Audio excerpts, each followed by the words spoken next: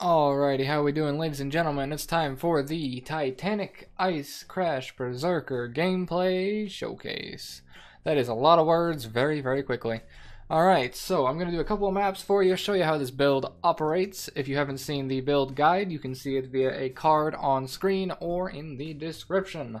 I have no idea what maps I'm going to do. I am in solo self-found, so I'm limited on the tier I can do. I don't really have that many available to me. So let's do a couple of tier 5s, I think it should be okay. I'm going to avoid sulfur vents because I just hate that map personally.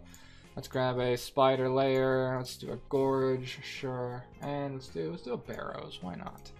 And we can roll these up, I think. Let's see, let's alch them all, I guess. Let's go for it. Let's alch these two. What we got? Ellie Reflect, I hate myself. Alright, what's this one?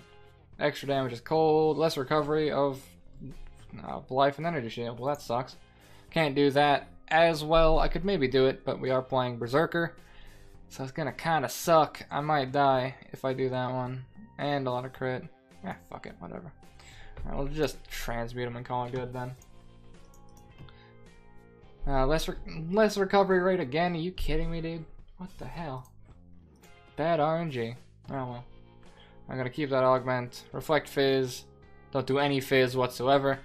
So we should be fine. Alright, let's get rolling, shall we? Give you a little bit of a gameplay showcase. Show you what this fella can do. He can do a decent amount of work. Obviously not the fastest build, but very enjoyable nonetheless. Now, I'm still messing around with like figuring out Ice Crash stuff. The whole 3-stage attack thing is still kind of fucking with my brain a little bit. It's very weird to theory craft around. Alright, so when you first get in, the first thing we're going to do is start spamming Enduring Cry.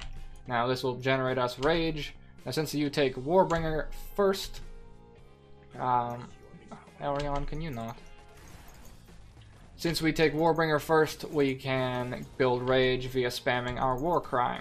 The other reason we're spamming War Cry is because of Debion's Dirge. You can see we move quite quickly with whenever we War Cry.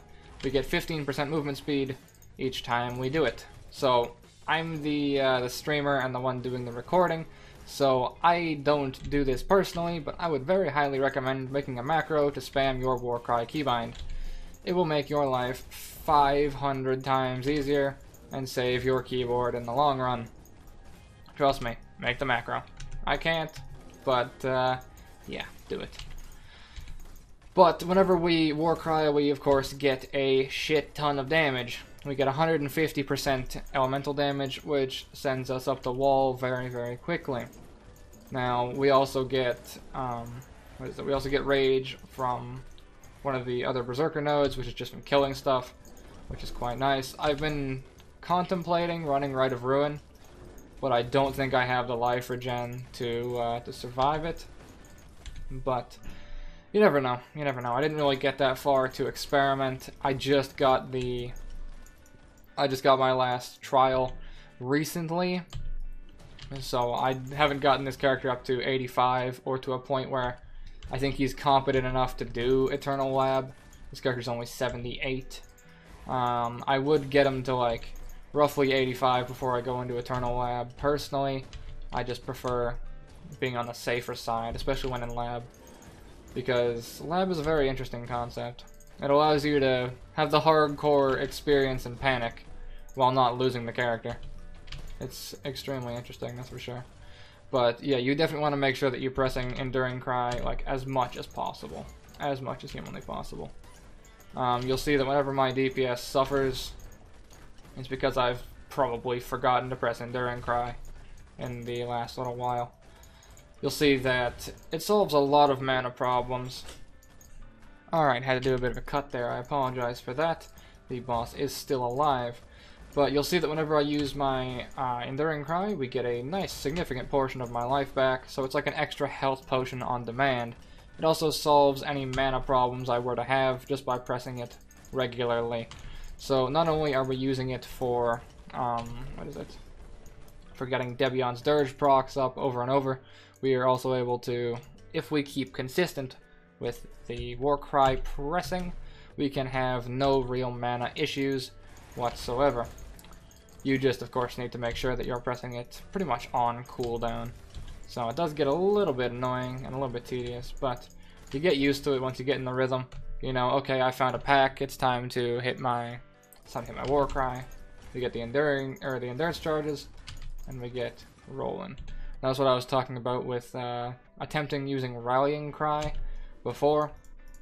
Rallying Cry kind of worked. It was able to help me kill stuff a lot easier, right? And as we push into higher and higher tier maps, we needed the DPS, I think. Especially on like the end boss, we needed a little bit more DPS. But that's when I switched in Ruthless and kind of rolled with that situation. But I also found that running with Rallying Cry, I would take a little too much damage. For me personally. I like being on the more safer side of things, as I was explaining earlier. So I found that sticking with Enduring Cry worked a little better for me. Especially with the amount of projectile shenanigans that this build seemed to run into. I ran a lot of maps the other day, and for some reason, whenever the map said +2 projectiles on it, I always had like porcupines or something like that, and I would kill them and just die. Just over and over. It was so annoying. And that's not something that often happens with this build. It dies a little bit every now and then, but not as often as the fucking shenanigans that I was dealing with that day, man. It was pretty terrible. So I've just kind of been going for the tankier route when it comes to this build. We have a significant amount of DPS. We can kill things in 1 to 2 slams, generally 1 slam, and then keep moving on. Keep rolling forward. But I've just had really shitty luck when it comes to rolling maps and that sort of stuff. But sometimes that's just how it is. But that's, yeah. All in all, the build is pretty good, I think. Pretty good. Obviously, if I were to play it longer and add in a few more things, maybe work for the 6-link and maybe a 5-link even. Go for like a 5-link Carcass Jack and the chest piece. It would be able to do some pretty insane damage. It's got some pretty good AoE on it already, in my opinion. It's pretty good for Delve as well, surprisingly. I kind of expected it to be a little slower in Delve, but when I was messing around with it down in Yield and Mines, it was doing pretty damn well, because the AoE is exactly enough to fill up the entirety of like the Delve side-to-side cavern, which is like the size of between these two rocks here. That's pretty much the size of most of Delve, other than the end fight, for example. That's generally the size of most of the Delve encounters. So as a result, it was able to pretty much hit anything in the Delve, which was quite nice. And able to kill stuff up to like depth 250-ish so far. That's about as far down as I've gone on Solo Self-Found. And I was able to do work pretty well. Just make sure that we keep our Warcry ticking on the boss here. You can use the Warcry to heal you. Don't have to worry about burning through potions. No real issues. And we're all good. Boss dead. Let's portal scroll out of here. Throw the last one in. And see how we do in a tier 5 spider lair. You can see how we do. Alright, open this fella. Let's go. You can see it's pretty quick at running maps, if I'm honest, right? Like, I don't really miss much either. I'm not, excuse me, I'm not skipping packs, I'm not really running past anything or just beelining it to the boss. In a map like Gorge, which is like a straight run, it's able to kill pretty much everything, and it doesn't really have to skip or avoid anything. It does surprisingly well. This is what I was talking about, these types of enemies. We didn't get +2 projectiles or anything this time, so we don't have any problem in that regard, but I swear I had like +2 projectiles and stuff on maps over and over and over, and those types of enemies, these types of enemies would just fuck my day up. And that was when I was using a Carcass Jack. I switched it to Ambu's Pride because of that sort of stuff. I realized that having an armor chest piece makes life a lot safer. We have an Elder map. Let's run through here. I don't think I have enough damage to deal with the Elder Portals in my current situation, so we're just gonna kind of kill what we can, move on, call it good. Try and play things a little bit safe. Go as much as we can. Move on. Keep slamming our way to the boss. And hopefully we can clear off this bit of Elder influence and be on our way. I really do hate fucking Elder, man. I really do. The null portals are just annoying. They have way too much health for low tiers. For what, depending on the build, for like the damage that I have in low tiers, it's generally like kind of meh. Especially in solo self-found. Freeze. Freeze me to death. Not very enjoyable. I'm the one who does that. Not you guys. This is the mob type that I got a lot yesterday. Kinda sucked. Grab that 5 link. But there's a lot of projectile based enemies on this. Counter blows. You can see it does pretty quick work of rooms like that.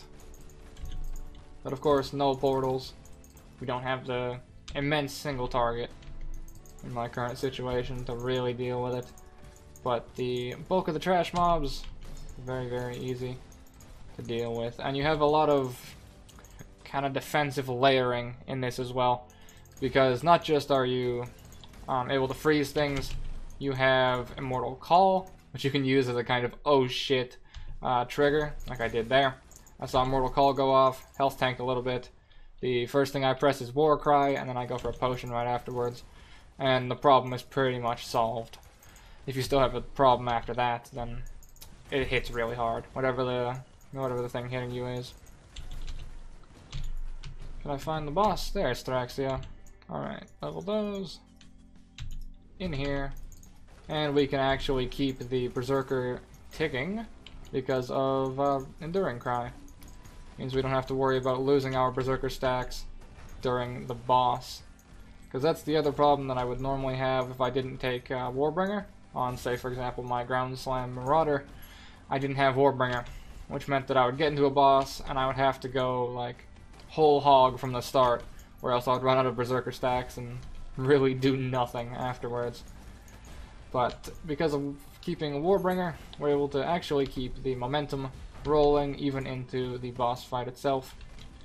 And we can not really have any problems with taking her down. That is going to be the Ice Crash Berserker that the stream has aptly named the Titanic, clearing a few maps for you. Hope you enjoyed and hope you learned something. That's going to be all from me, and take care, gents. Thanks for making it to the end of my video. If you enjoyed it, take a look at the 2 pieces of content you're seeing on screen right now. If you wouldn't mind, you can click that big red button and see more updates from me. And if you want to go even further than that, then you can take a look in the description to find my new Patreon link. You boys gotta keep the lights on somehow.